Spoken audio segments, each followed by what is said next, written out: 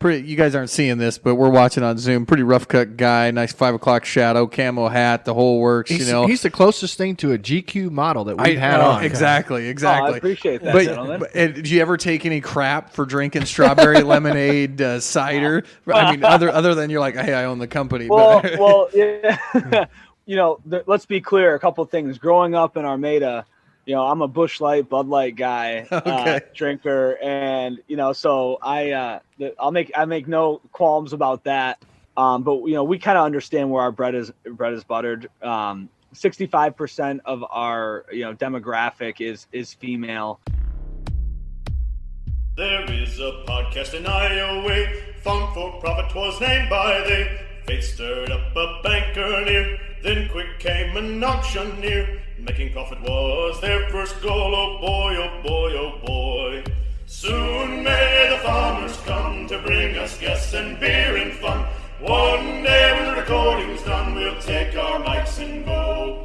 These formats shook us to our core. With Farm4fun, you will not snore. The banker set all mics to on, and the mullet of podcasts was born. Soon may the farmers come to bring us guests and beer and fun. One day when the recording's done, we'll take our mics and go. Before we knew, conversations grew. Growing corn even said F you. So won't you join Tenor, Dave, Corey, and crew? Please like, share, review. Soon may the farmers come to bring us guests and beer and fun. One day when the recording's done, we'll take our mics and go.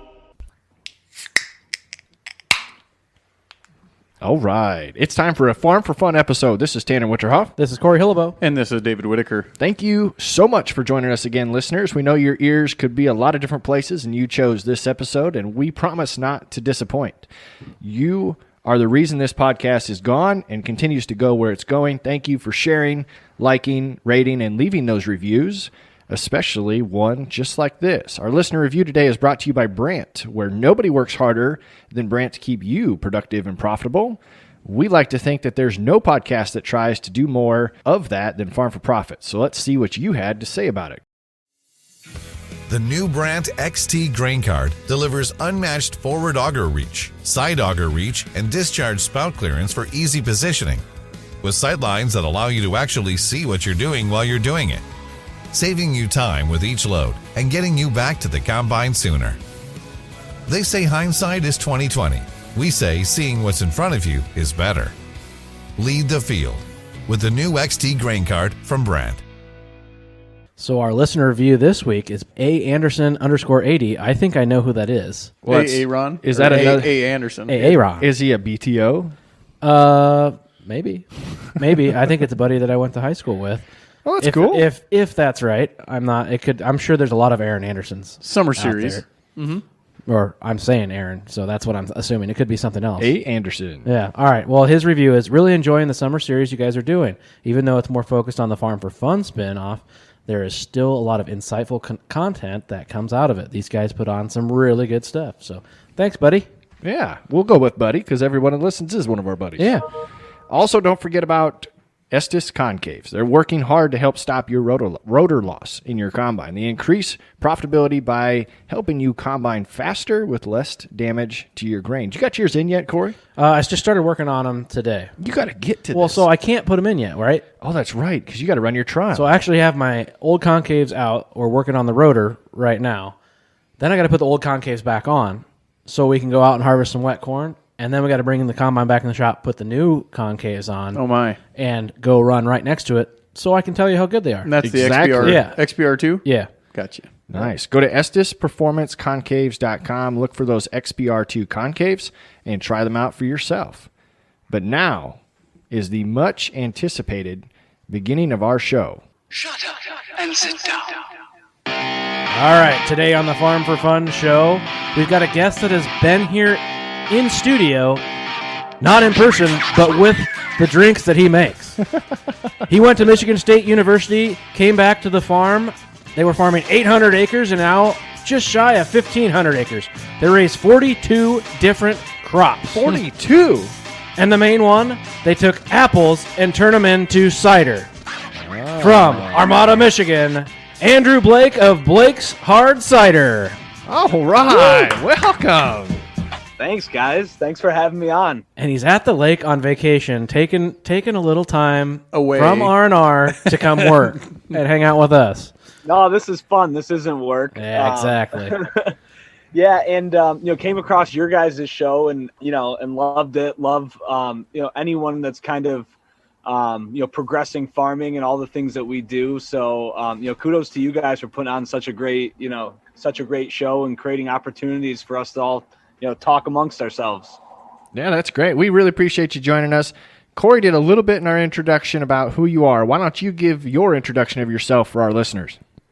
Yeah, so I'm a farmer. I grew up. My dad's the real farmer. My grandpa started our family farm in 1946. He was originally an engineer for Chrysler in Detroit, and actually moved north to a little town called Armada. It's spelled Armada, and everyone does it. So unless you're from there, yeah, bought a 100-acre apple orchard, and from there turned it into the first U-pick farm in Michigan, and raised 13 kids on there, which were predominantly the labor force for the farm. And my grandpa actually originally started the U-pick outfit because we couldn't make any money, actually picking and selling, to the markets in Detroit. So, that was kind of how our family got started. My dad and uncle took it over when they graduated from Michigan State, and we expanded kind of our fruit growing operation. They took it from, a couple 100 acres at the time when they took it over to, about a 600 to 800 acre operation with 3 retail locations. And we were really kind of a retail, U-pick farm market with sweet cider juice business for a long time. And then, as our story seems to go, we were continuously trying to find ways to, maintain profitability and become profitable and become I hate to use the term, real business, but a business that could afford, real full-time help outside of the family year round. And that was a struggle that we had. So we were constantly looking for ways to extend the season. That led us into getting into Christmas trees. That led us into, doing earlier stuff in the spring, such as asparagus. And next thing you know, our farming operation turned into, the 40, something crops that we grow today. That's all a result of, really trying to expand the season. Then on top of that, that worked, and we were able to get people out to the farm quite often. We started adding, kind of value added opportunities on the farm. So we put up restaurants, we put up, a donut making room. We put up, a sweet cider making facility. We have an agritainment park, which is, 15 acres at one of our locations. And, then we filled up one location and we kind of maxed out our fall, which is our busy season. We proceeded to purchase 2 other locations. So, today, we employ about 900 employees seasonally. Wow. Holy cow. Yeah. And, we're in, still 3 locations, about to open up a 4th. And we're one of the most visited spots in Michigan, just behind Comerica Park in Detroit. And we get upwards of about 2 million people a year who come and visit our different farms. So we're pretty proud of that. And we've always kind of said that, we want to be, we're in the business of making memories. There's farmers out there that are better than us for sure, on the production side of things, but we really try to be a conduit for education for, customers coming out and families experiencing kind of a farm experience. I think we do that pretty well.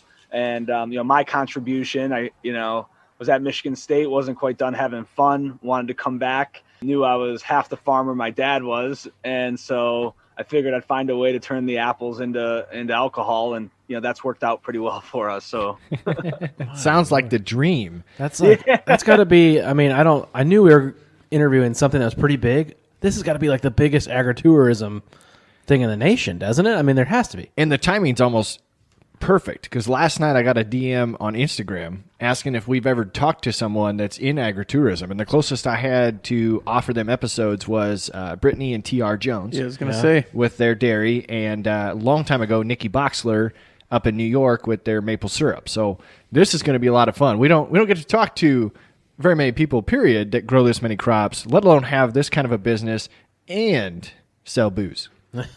But they want to get to the point where they could hire somebody. Now they have 900. Is that what you said? Yeah, I think you did it. Yeah, be careful what you ask for, I guess, right? I'm just But trying really, to wrap I mean, my head around that.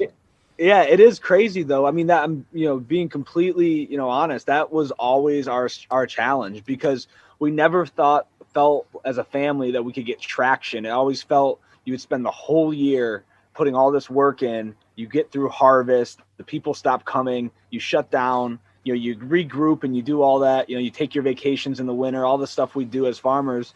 And then you start up again and you go backwards. You don't go all the way backwards, but you're kind of, you're going backwards a bit, trying to get back to where you were. And it just felt like, in the spirit of trying to make progress, financially and otherwise, that it was a real challenge. And it's one that kind of led us to all these avenues. And, some of them made more sense than others, but, we're farmers and we're survivors, and, we're going to keep trying to, we're going to punch the clock every day to try to figure out how to do that. So Andrew, you said you went to Michigan and then Michigan State. And Yes, when you came back, you had the idea to turn apples into some liquor. Was that was your contribution to the family farm? And so now you have Blake's Hard Cider, and that's sold all over the country. Is that right? Yeah. So we're the fastest growing hard cider company in the country. We are the 7th largest, I believe, at this point.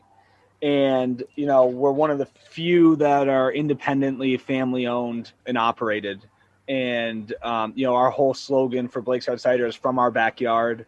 The whole product and the ideas inspired from our backyard. I had a really fortunate, upbringing, I feel, kind of in this modern world. I grew up on one of our apple orchards.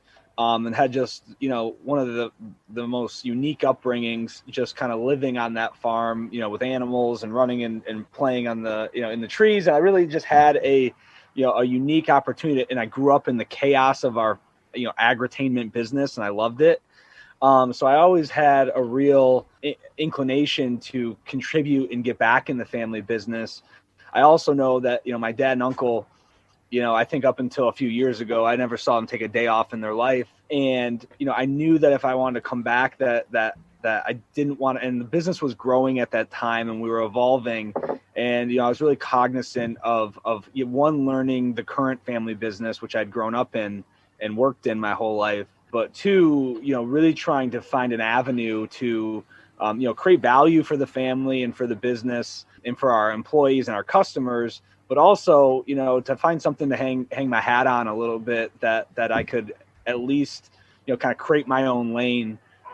As I know that, my dad will be, my dad and uncle are, going to be working within the business for many years to come. And, I just felt it important for me to make sure that I felt that I was, not just taking on the family business, but trying to improve it and evolve it, and so, Blake's Hard Cider was born actually in my dorm at Michigan State. It was actually my junior year, and I didn't get into the business school. And I was going back and forth on the weekend back to the farm to work the weekends in the fall, for beer money. And so, I got the news I didn't get into the business school. I was pretty frustrated, and, but I knew that I had kind of an entrepreneurial spirit. I knew I loved business. And I knew that, I'd been around, 2 great entrepreneurs, my dad and uncle. And, I knew it was in my blood. So I kind of said, screw it. I'm going to start, you don't need the textbooks necessarily. If you want to learn something, if you want to put in the effort, you can really look at, you can go learn anything you want, especially now with Google and, YouTube. I mean, and so that's really where I started. I just picked up books. I went to local homebrew shops and I just started practicing. And I was lucky because we had this juice plant in our backyard back home, where I could take that juice and play with it, ferment it. And, and then I was the fun guy on the weekends at college who had their own booze, and, people would try it. And, kids in college, I mean, you'll drink, rubbing alcohol. Yeah. And they'll think it's good. So, people, maybe my ego got a little stroked early on that people thought the stuff was decent. It wasn't. It was terrible. But it was enough to kind of say, okay, I think there's something here.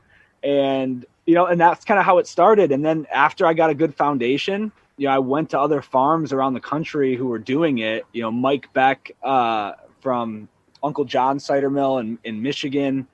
I went out west and visited a few outfits out in Oregon, and everyone was just very, very open to to kind of teaching me and showing me how their operations ran. So, sorry, that's my dog.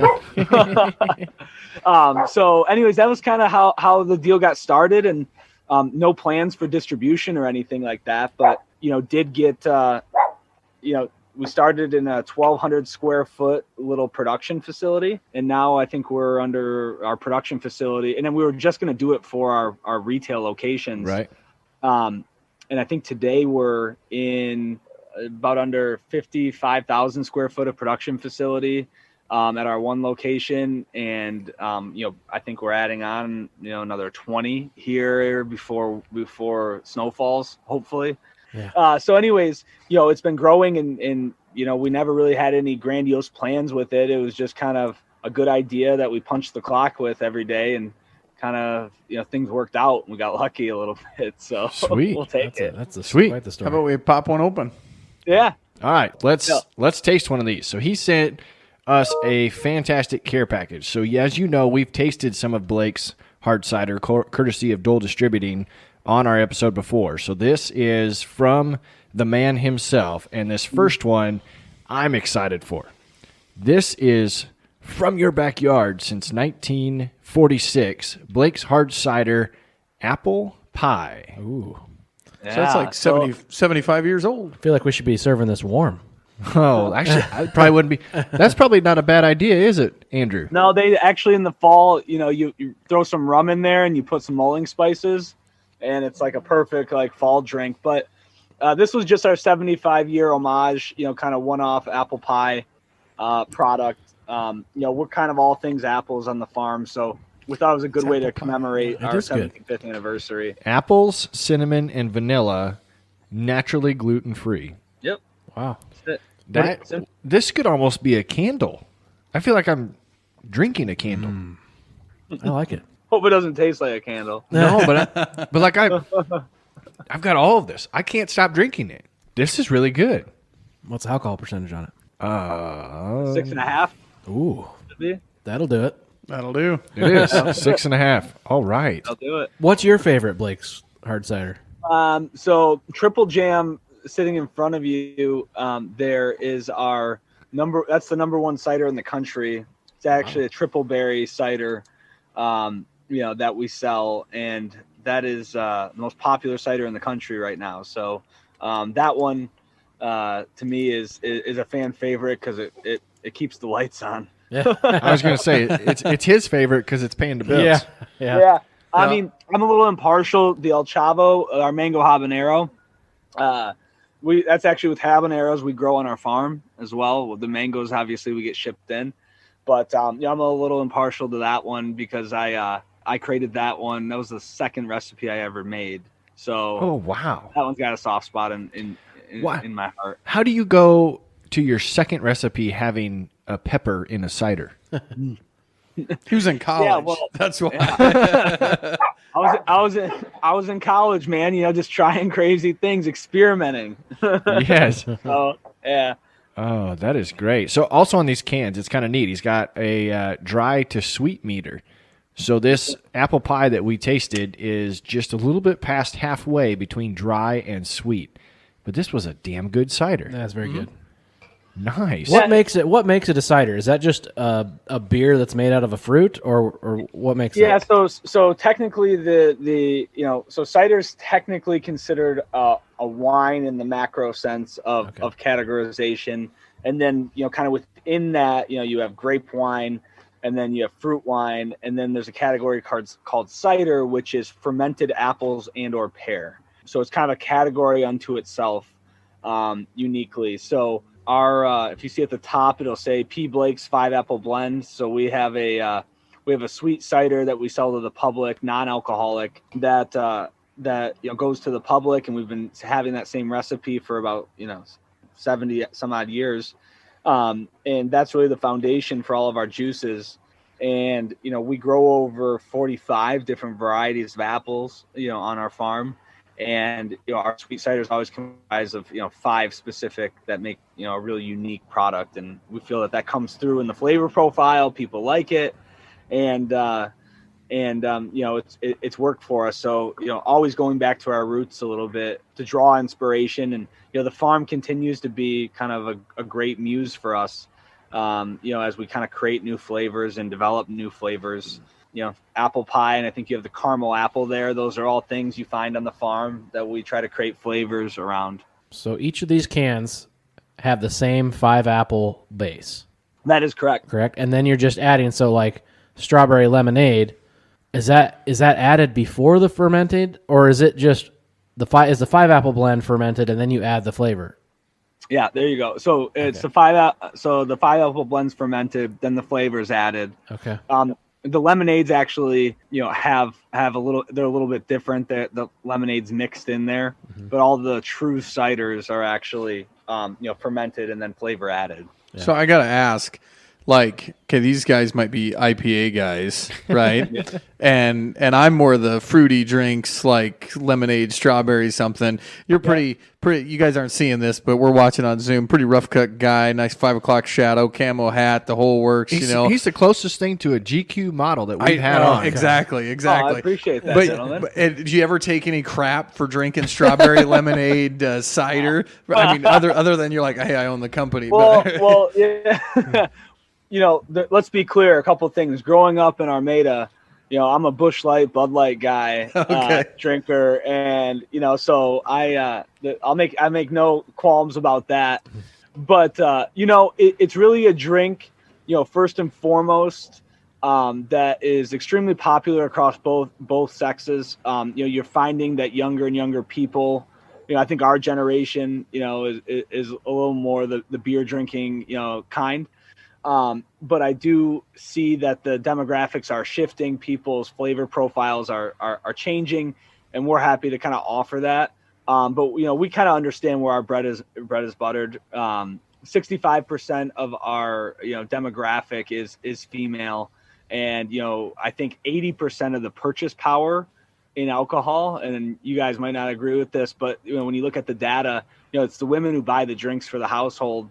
So, when you kind of think about, purchase power of the women, purchaser, those all play into, working out to a pretty good business model. And, we have, products for men. As far as I'm concerned, our El Chavo is one that I think resonates, pretty well. You also got your flannel mouth. Is that? Yeah. But, it's also part of our job too, right? Is, cider's always been this sweet, sugary, fruity drink for women, quite honestly. And, men are starting to explore it, and we're trying to be a conduit for people to try it. And we're trying to bring things in that can bring, guys in, and you're not going to drink these like you drink them, you drink, Bud Lights, but, I think there's an opportunity there for, to grab some market share, but we know where our bread is buttered. Yeah. And I still love Bud Light. I've never thought of it in the demographics like that, but it is true. Like if I want my Busch Light, I'm actually usually picking that up at the gas station because my wife's not getting that. Or if I want bourbon, I'm getting that.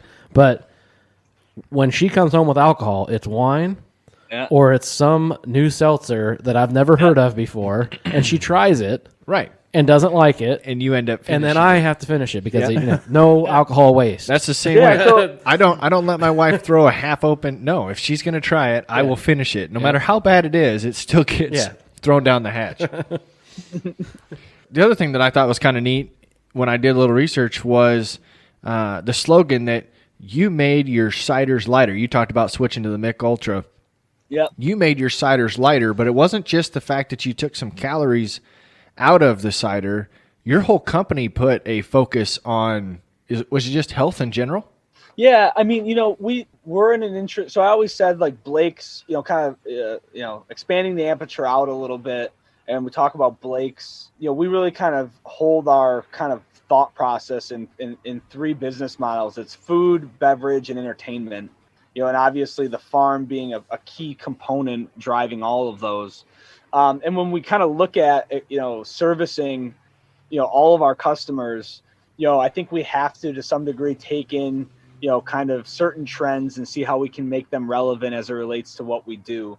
And I think that's just one that customers and consumers are looking for. What's more natural, what's more healthy than actually coming and picking your own fruit. And can we convey some of that better for you messaging through more of our products. And so it just kind of made sense from a marketing standpoint and from a brand positioning standpoint. And it's obviously something that we were passionate about too. As we're evolving as a company, we're trying to create. I think people like our brand because we're a family brand, because they trust us and because we're honest.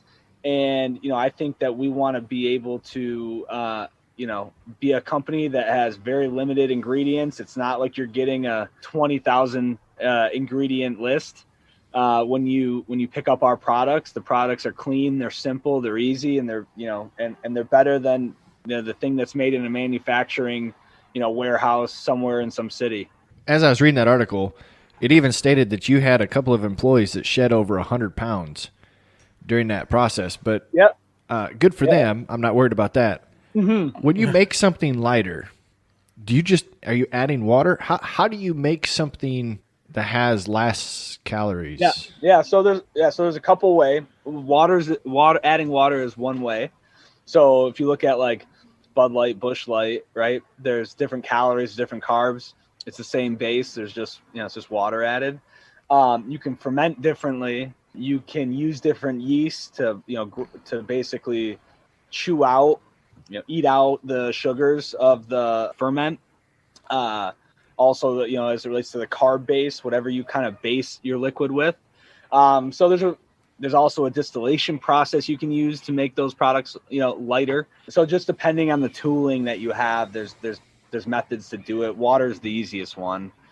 Nice. I didn't know. I was always curious. Yeah, I figured question. it was water, but when you see the commercial advertisements out there that says, "Oh, we've got 90 calories or whatever," we're down to. Well, I've always wondered because like you go to the Mick Ultra and you get like 4.5% alcohol, and you go to the Busch Light and it's 3.5 or 3.6 or something like that, and it's like, wait, they took calories down and carbs down, and it's more alcohol. Yeah, it's all a science equation, and it's kind of above my pay grade anymore. But luckily we got some great brewers and cider makers and wine makers who are really good at formulating. But it's all an equation, and sugars and base alcohol and water. It all kind of plays. So let's try this. Corey, Hold on, what are we before- drinking next? I just had a realization before you jump into this next one. I went clear back to the introduction, and Andrew said that his dad was one of 13 kids. Yep. Now, listeners, this is either going to force you to go back and listen to an episode because you skipped it, or if you've already heard it, it's going to make sense. We did one on hiring, trying to find employees. That's why it's more of a focus now than it was back then.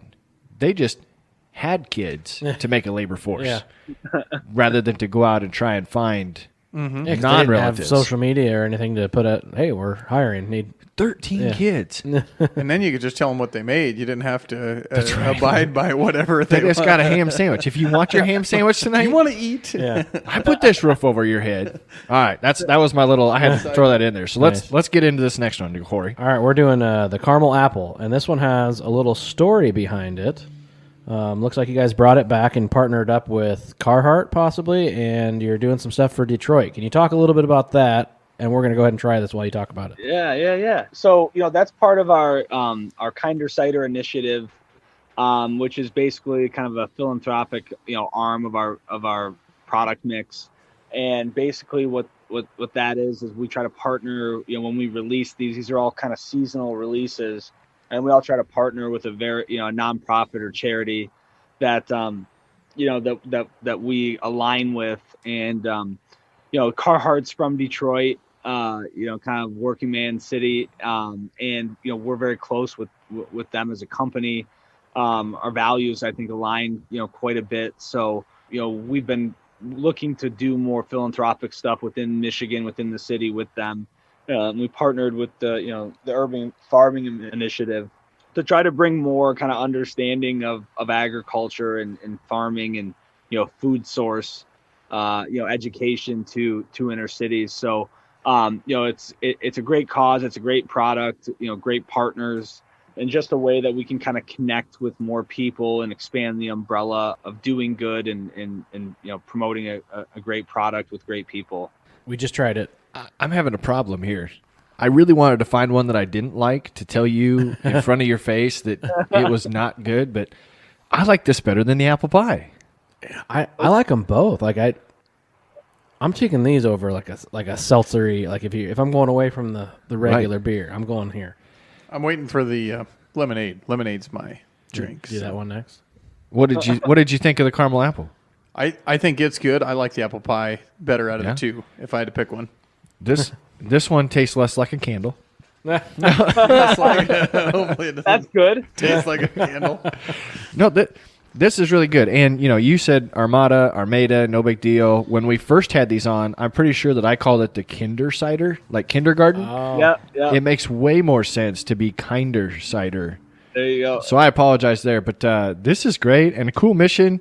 It's always fun to have a story behind the beers that we're drinking. And if Carhartt likes it, I mean, we got to like it. Maybe Carhartt needs to come on the podcast. That's right. That's what we're going to do. A Carhartt shirt today. I do. I got a Carhartt shirt on. We could see that. Yeah. Post show, we got to get some deets. Yeah. Yeah. Yeah. No, this is great. This was really good. Thanks for sharing that with us. I was super pumped, and listeners, it took us a couple weeks to get this show put together and get met up. So I'm sitting there staring at this cider in the fridge, not tasting it because I wanted to be as authentic as possible, not tasting it, and it was killing me. So, Andrew, you said when we started that you are up at the lake, but you were having some time away with family and kids. You just had a new baby, correct? Yeah. So my first child was born about a month ago, and baby girl, and it's been awesome. It's been a great addition to our family and a huge adjustment for my wife and I as we kind of. She works in the business, I work in the business, and we work damn near 7 days a week most of the time. But I promised her with the baby that we'd get away before kind of fall harvest kicks in and things really get rocking. So we're up at we're mooching off my mom and dad at their place on the lake for a couple of days before we head back to kind of be all in through harvest. So. Gotcha. So does harvest kind of line up? A lot of our podcast listeners are corn, soybeans, wheat, and obviously we know what the conventional harvest looks like. So when you're talking about harvest, is it kind of the same thing? All hands on deck. Everybody's just the crop's ready. We got to go get it. Yep, it's the exact same thing, man. It's you got to make hay when the sun shines, and when the crops are ready to come off and the demand's there, you got to do it. So.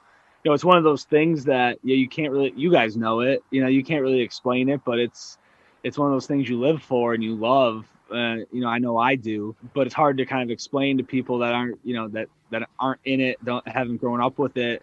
But it's just in our blood and we love it. So, we started light harvest, last week, maybe 10 days ago. We have, on property, for our events, we had a couple big events last week and the week before. We had about 10,000 people out, last weekend. 10,000. That's light. Yeah, it's a light event. Yeah, it's light. And then we'll be, kind of full in on harvest right after Labor Day. And so this is just kind of a couple days. My dad and I will probably be passing each other. I'm heading back, Thursday, and then he'll be coming up here Friday, and I'll be covering the weekend at the farm. So what does storage look like for apples? Is that cold storage? Do you just immediately juice them? How do you handle that?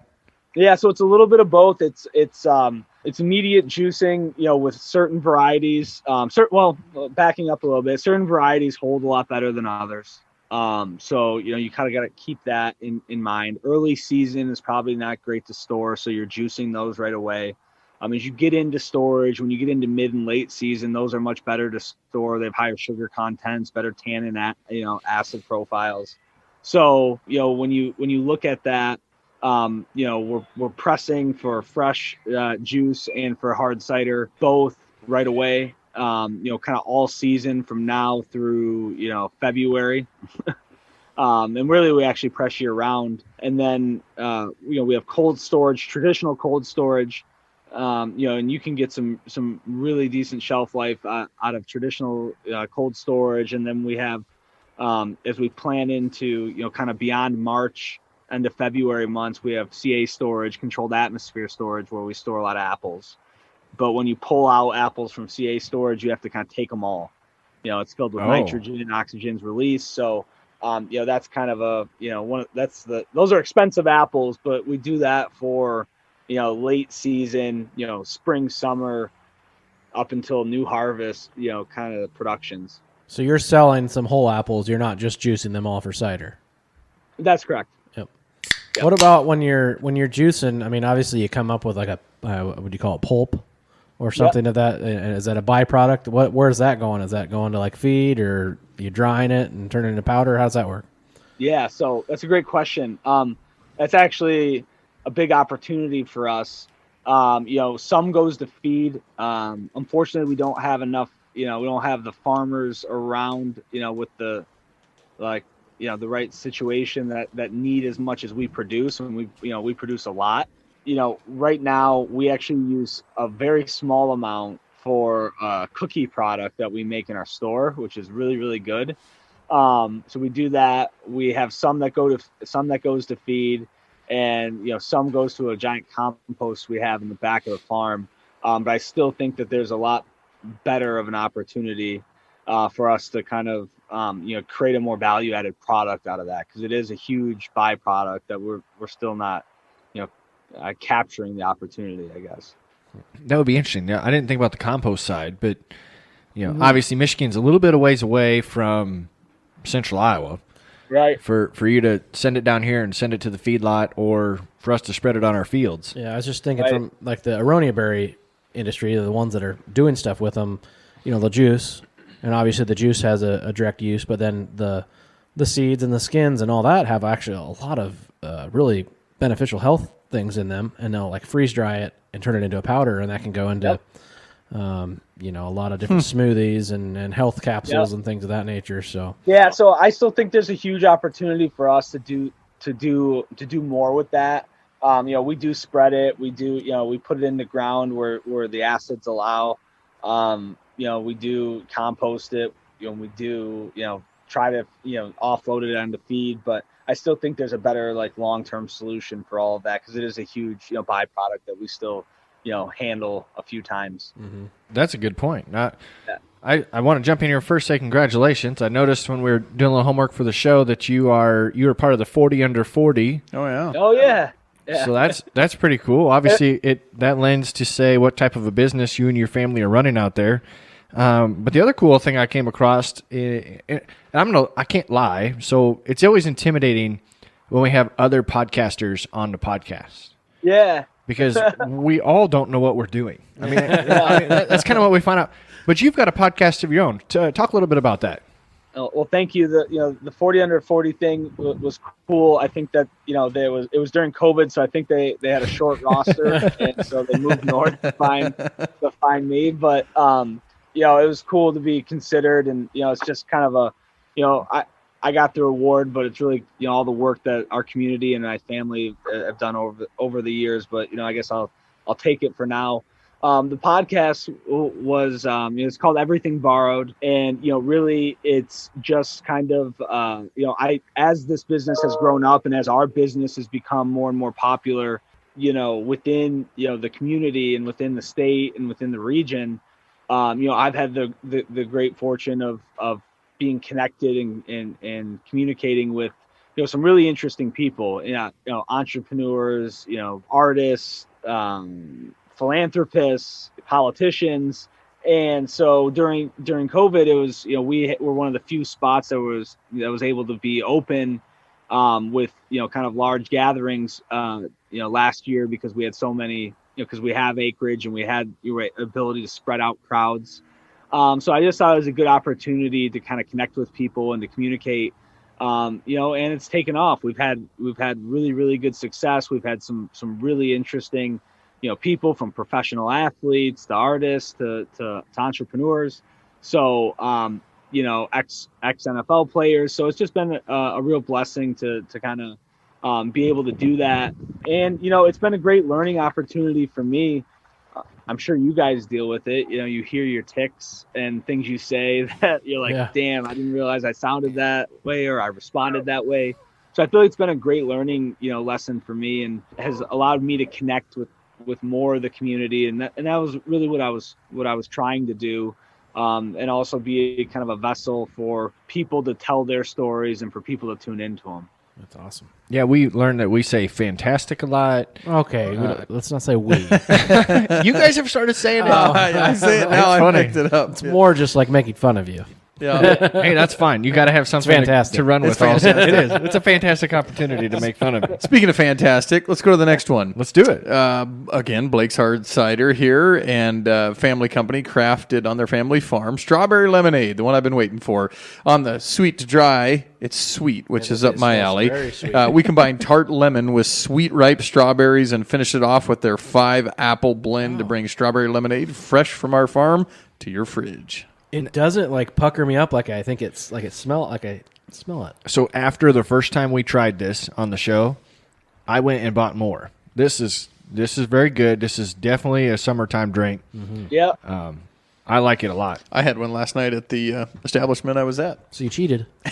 And I didn't realize that we were going to be testing it today. Oh, yeah. I didn't realize it. That's the one I want to try. You cheated. She says, we have... All right. I'll take it. The 40 under 40 thing gives me hope because I didn't make it in any of the 30 under 30s. Same here. I thought the same thing. Yeah. Dave, you're about I know. I'm about out of time. I'm in the 50 under 50. 50 under 50. There we go. The class keeps At least it getting gets bigger, so I got more opportunity. I didn't even think about it that way. I like that. Oh, it just keeps getting You bigger. got better odds the older you get. And all the 30 under 30s, they're not included because they've already been recognized.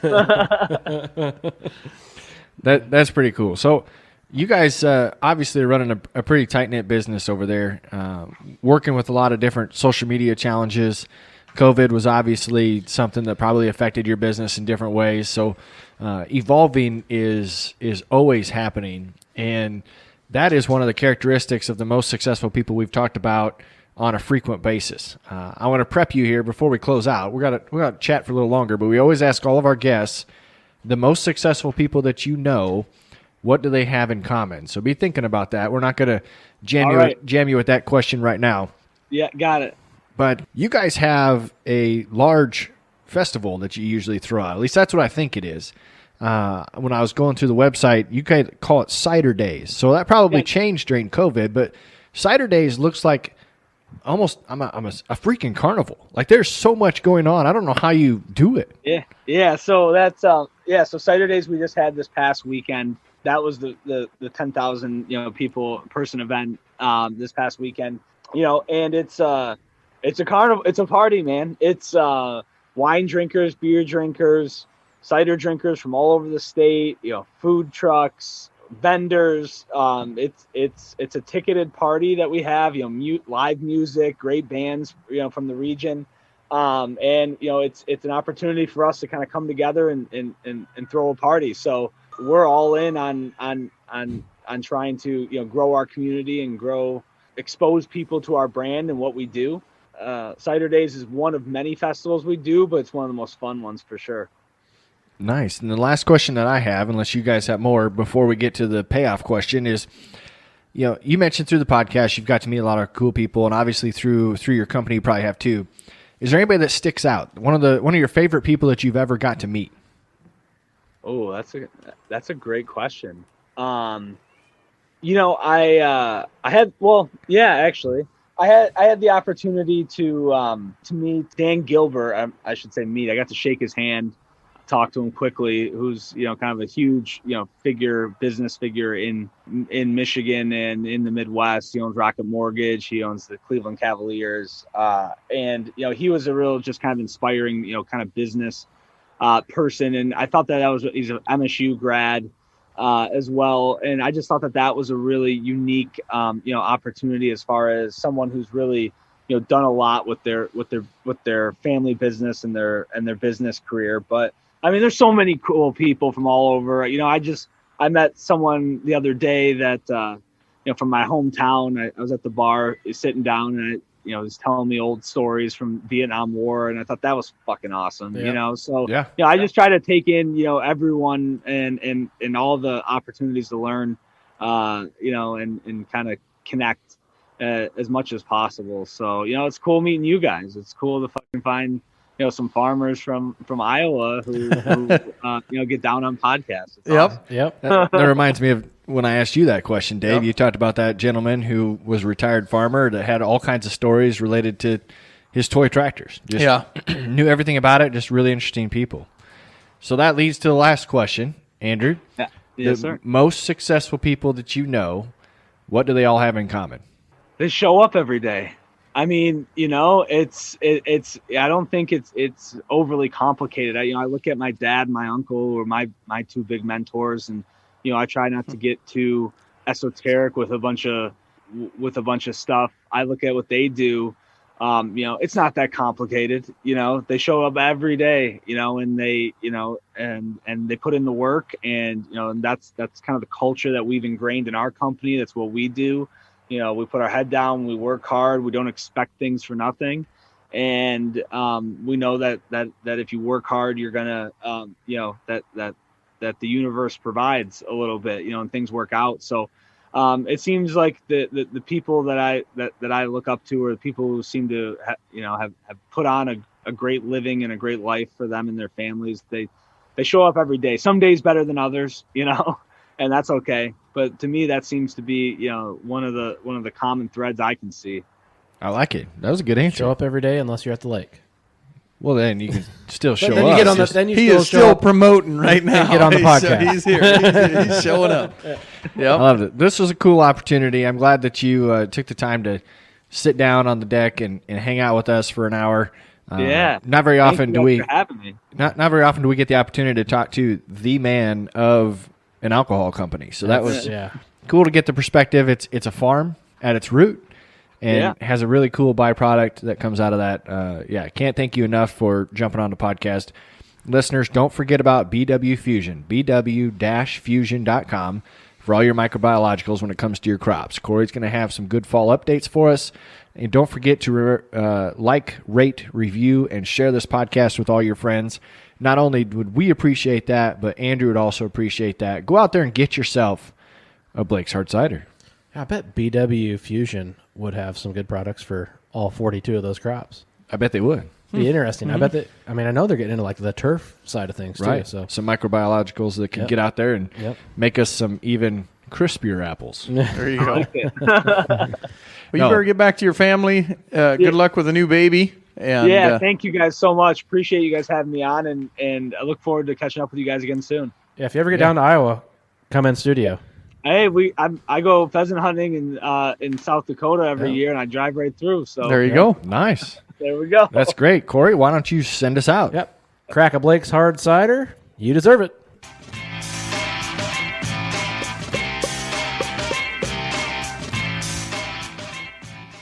Intro music recorded by Tyler Rickton and the High Bank Boys. Commentary added by Elena Montemagni. And credit to bensound.com for music.